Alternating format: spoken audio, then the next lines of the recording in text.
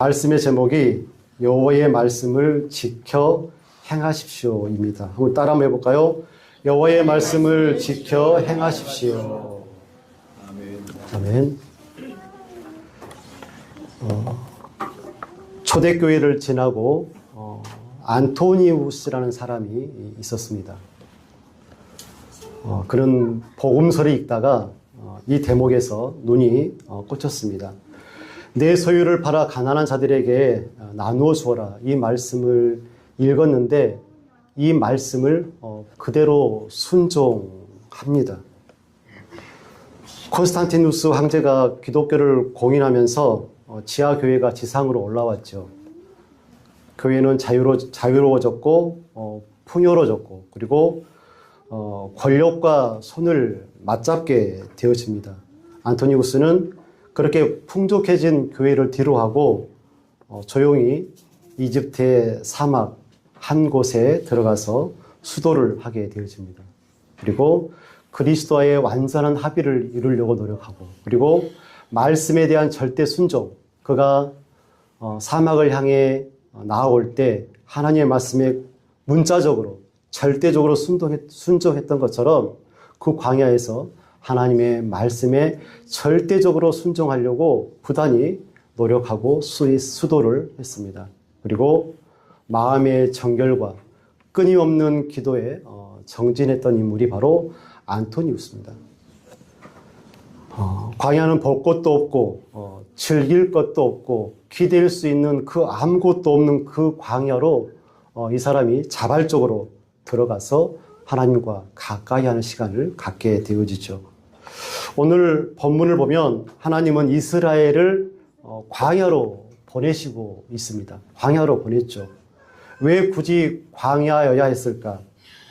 광야여야만 했던 이유를 2절에서는 이렇게 말씀하고 있습니다. 이는 너를 낮추시며 너를 시험하사 내 마음이 어떠한지 그 명령을 지키는지 지키지 않는지 알려 하심이라. 아멘.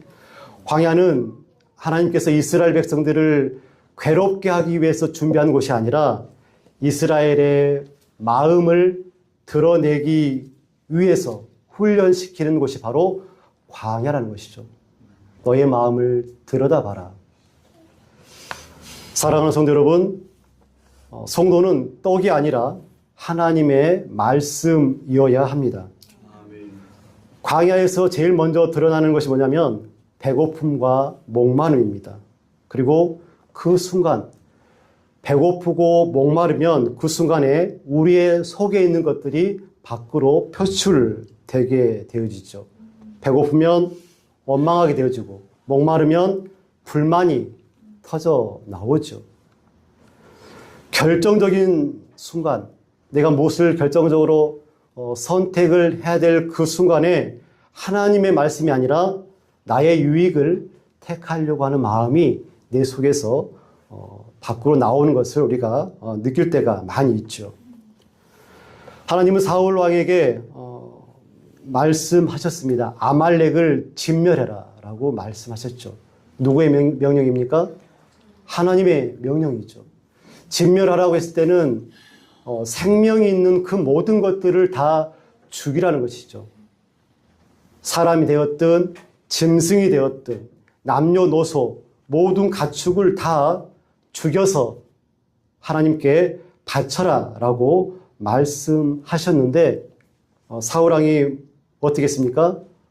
보기 좋은 살찐 양과 소를 남겼습니다. 심지어 누구까지 살렸죠? 아각 왕까지 살렸습니다. 겉으로는 순종하는 듯 보였지만 결정적인 순간에 자기의 유익에 맞는 그런 순종을 하고 있죠. 그래서 사울왕에게 사무엘이 말하죠. 순종이 말씀을 순종하는 것이 제사보다 낫다라고 그런 말을 듣게 되어집니다. 예수님께서 부자 청년에게 말씀하셨죠. 너의 소유를 팔아서 가난한 자들에게 나눠주고 너는 나를 따르라 라고 말씀하셨습니다. 근데 부자 청년이 예수님을 따르지 못합니다. 왜 그렇습니까? 재물이 많았기 때문에 예수님을 따르지 못합니다. 영생에 대한 소망이 있었지만 결정적인 순간에 사람들은 꼭 그 결정적인 순간에 선택을 잘못하는 경우가 많이 있죠. 그 순간에 재물을 선택하고 말죠.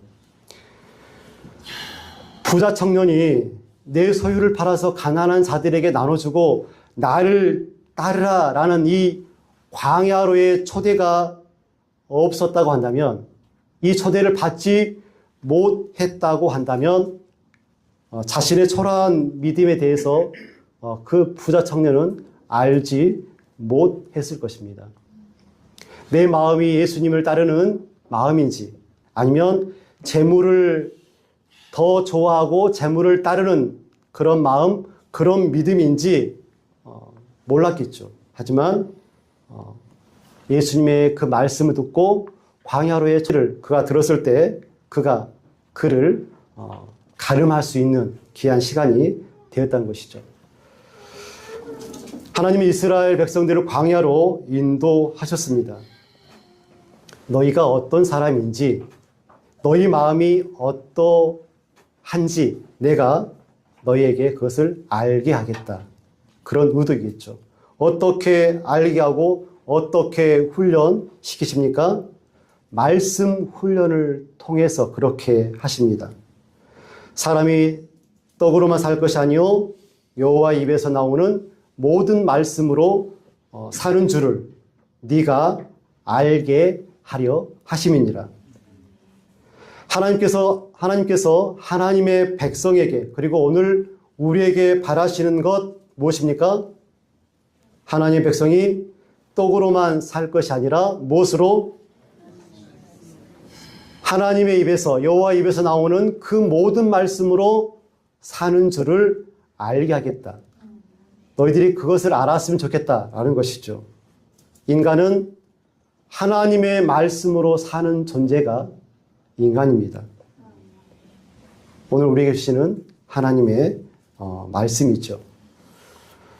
떡을 부정할 수는 없습니다. 우리가 하나님의 걸작품인 우리 인간이 물질로 구성되어 있기 때문에 물질을 부정할 수는 없습니다. 예수님께서 물질과 떡을 부정했다고 한다면 오병이어로 5,000명을 먹이는 그런 기적을 만들지는 않았겠죠. 중요한 건 떡으로만 살면 떡이 인생의 기준이 되고 떡이 결정의 근거가 되면, 그래서 떡이 마음의 왕자에 앉아버리면 우리는 하나님의 백성으로 살 수가 없다는 것입니다. 그래서 하나님은 낮추시고 시험하시고 훈련의 장소인 광야로 이스라엘 백성들을, 오늘 우리를 인도하시는 것을 우리가 기억했으면 좋겠습니다. 광야에서 하나님을 보고 나라는 한 인간을 너희가 제대로 보라는 것이죠. 어디에서요? 광야에서. 광야에서 하나님을 보고 너라는 존재를 잘 들여다봐라 라는 것입니다. 이스라엘 백성들이 지켰던 3대 절기 중에 초막절이 있습니다. 초막절. 그 초막절을 정통 유대인들은 지금도 지키고 있죠.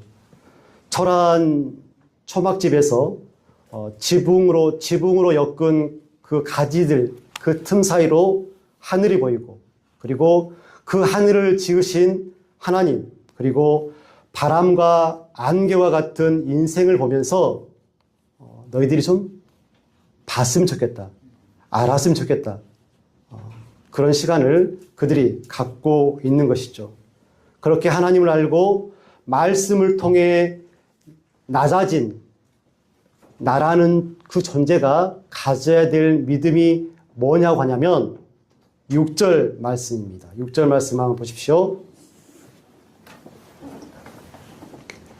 내 하나님 여호와의 명령을 지켜 그의 길을 따라가며 그를 경외할지니라. 아멘.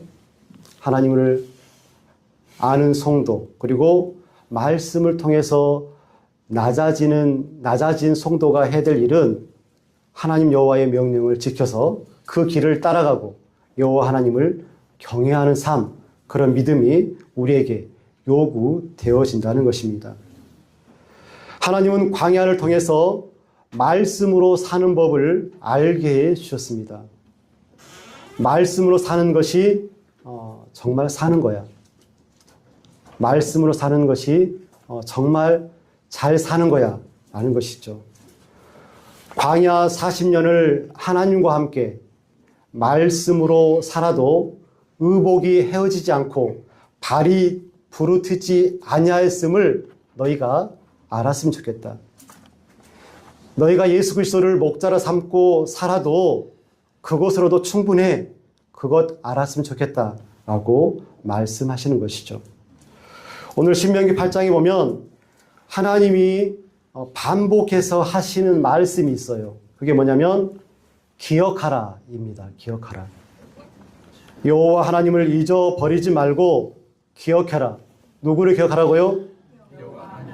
여호와 하나님을 기억해야 된다. 기억해야 된다. 기억하라라고 반복해서 말씀하시죠. 왜 하나님 강조해서 이렇게 말씀하실까요? 사람은 배고플 때 하나님을 찾죠. 그리고 어려울 때도 하나님을 찾습니다. 그런데 배부를 때, 성공했을 때, 형통했을 때 하나님을 잊어가기 시작합니다. 여러분은 어떻습니까?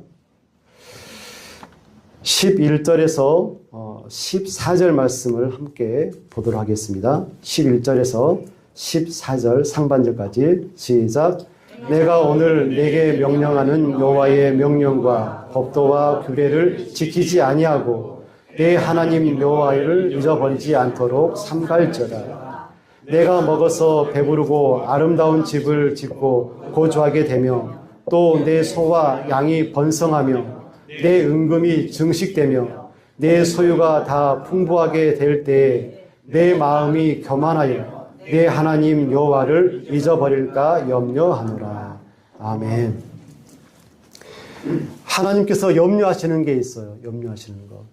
여러분을 보시면서, 오늘 저와 여러분을 보시면서 염려하시는 것, 이스라엘 백성들을 향하여서 하나님께서 염려하시는 게 뭐냐면 광야 여정을 통하여서 말씀으로 살아가는 법을 훈련을 잘 시켰어요. 말씀으로 살면, 말씀을 따라 살면 낮아지게 되어지죠. 하나님보다 높아지지 않게 되고 낮은 마음이 되어서 살게 되어지는데, 하나님 그렇게 이스라엘 백성들의 마음을 낮춰놨는데 하나님께서 선물을 허락하신 그 가나안 땅에 이스라엘 백성들이 들어가서 그 풍부함을 맛보고, 그리고 마음이 교만해져서 하나님을 잊어버리는 것, 이거 하나님께서 염려하신다는 것이죠. 하나님은 배부름 자체를 문제 삼지는 않습니다. 하나님의 백성들이 풍성하고 기쁘고 배부르게 살아가는 것 너무나 바라시고 계시죠.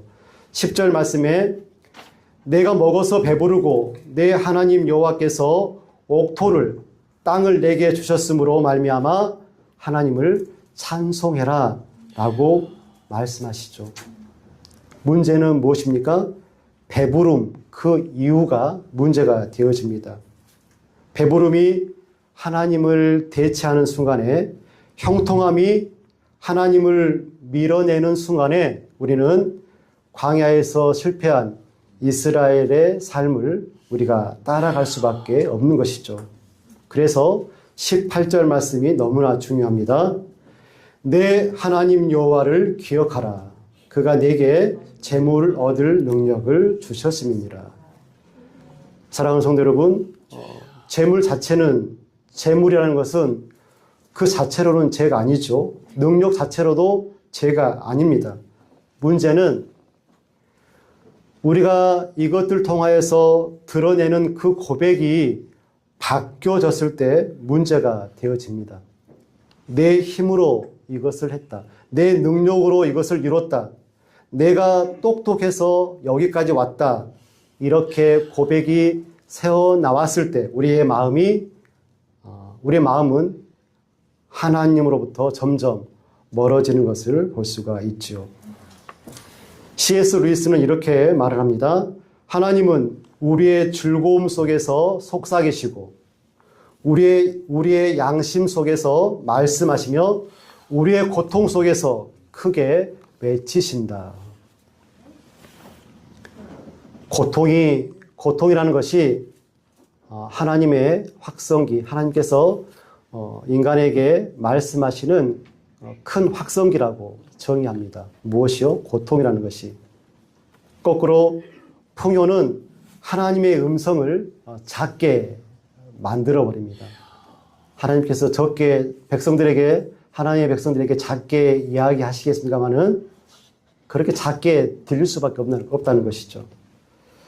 스펄전 목사님 이런 말을 남겼습니다. 번영은 시험이다. 많은 사람들이 고난에서는 넘어지지 않지만 번영 속에서는 넘어졌다라고 말씀하셨습니다. 그래서 번영이 큰 문제고 시험이 되는 것이죠. 성경의 역사를 한번 보십시오, 여러분. 북이스라엘의 왕들이 분열 왕국 이후에 북이스라엘의 왕이 19명 있었습니다. 그때 이 19명의 모든 왕들이 하나님 앞에서 악행을 저질렀던 그런 왕들이었습니다. 남유다 20명의 왕들이 있었습니다. 다윗의 기준을 보았을 때 선하다고 평가를 받았던 인물이 6명 내외밖에 되지 않습니다. 결국 역사의 마지막 평가 그 한 줄은 그가 여호와 보시기에 악을 행하였다라는 그런 평가를 많은 사람들이 받을 수밖에 없었죠. 가나안의 풍요 앞에서 출애굽의 하나님을 기억했다고 한다면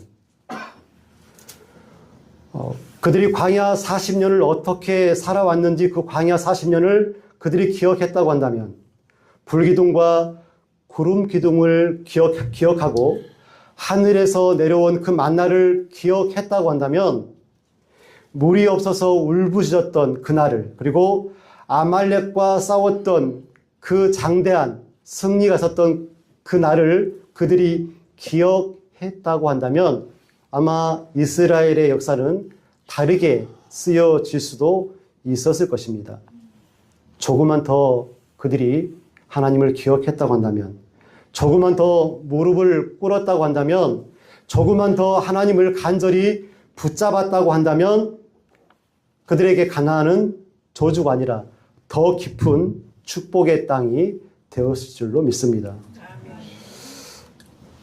사랑하는 성도 여러분, 오늘 말씀에서 광야의 훈련 그리고 믿음 훈련은 두 가지로 요약이 될 수가 있습니다. 말씀으로 사는 훈련 그리고 하나님을 기억하는 훈련입니다. 두 가지가 뭐라고요? 하나님을 기억하는 훈련. 말씀으로 사는 훈련 그리고 하나님을 잊어버리지 않고 기억하는 훈련을 하나님께서 이스라엘 백성들에게 오늘 우리에게 훈련시키시고 싶으신 것입니다. 이 훈련이 잘 되지 않았을 때 어떤 결과가 있는지 한번 보십시오. 19절 말씀입니다. 다 같이 읽겠습니다. 시작. 내가 만일 내 하나님 여호와를 잊어버리고 다른 신들을 따라 그들을 섬기며 그들에게 절하면 내가 너희에게 증거하노니 너희가 반드시 멸망할 것이라. 아멘. 다른 신들을 따라 그들을 섬기며 그들에게 절하면 그들에게 무릎 꿇으면 내가 너희에게 증거하는데 너희가 반드시 멸망할 것이다.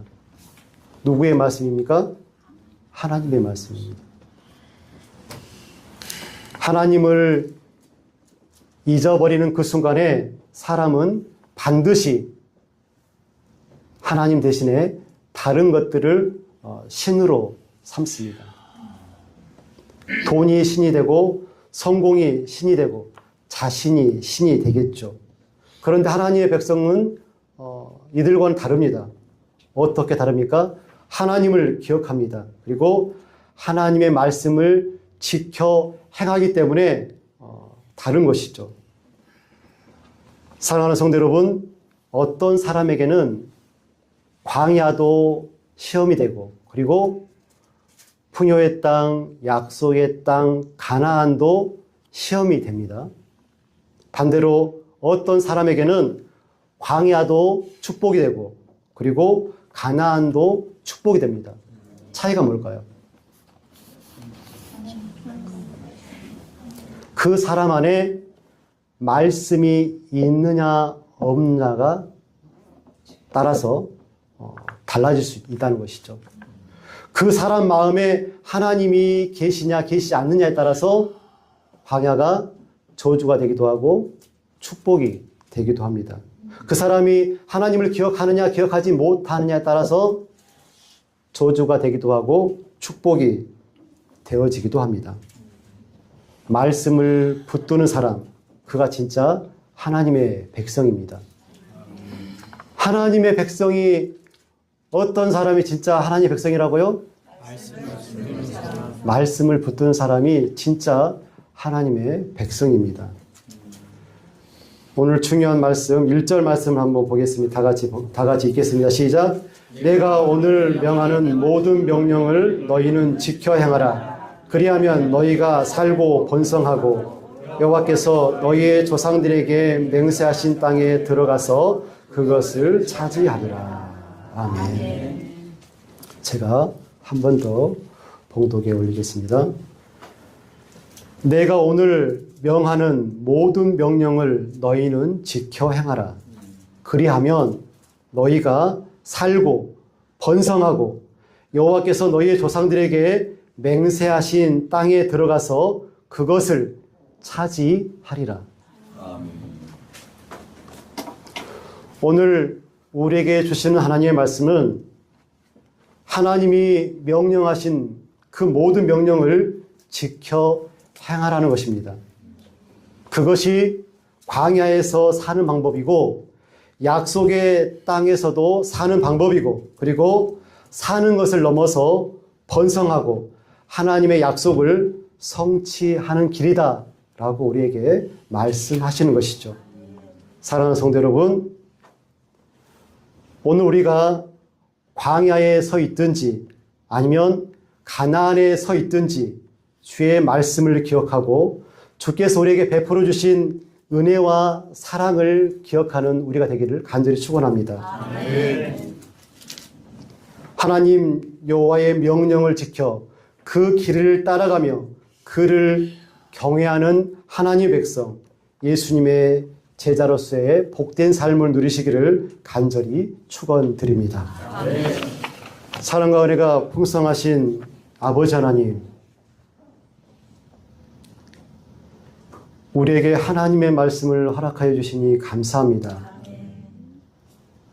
세상에 많은 사람들, 많은 성인들에게 말을 걸어오기도 하고 많은 귀한 말들을 남기기도 했지만 하나님, 우리가 하나님의 말씀을 기억하고 그 모든 명령을 지켜 행하기를 간절히 소원합니다. 바라옵기는 주의 사랑하는 백성들이 하나님의 말씀을 붙잡고 살아갈 수 있도록 하나님 도와주시기를 간절히 소원합니다. 아멘. 풍요의 땅에서 많은 사람들이 하나님을 망각하고 기억하지 못하고 그 속에서 자신들만의 우상을 섬기며 멸망하였던 것처럼 우리가 그렇게 살지 아니하고 우리를 사랑하여 주시고 우리에게 한없는 은혜를 베풀어 주신 그 하나님을 기억하며 살아가는 믿음의 백성, 믿음의 사람들이 다 될 수 있도록 하나님 힘을 더하여 주시옵소서. 예수님의 이름으로 기도드리옵나이다. 아멘.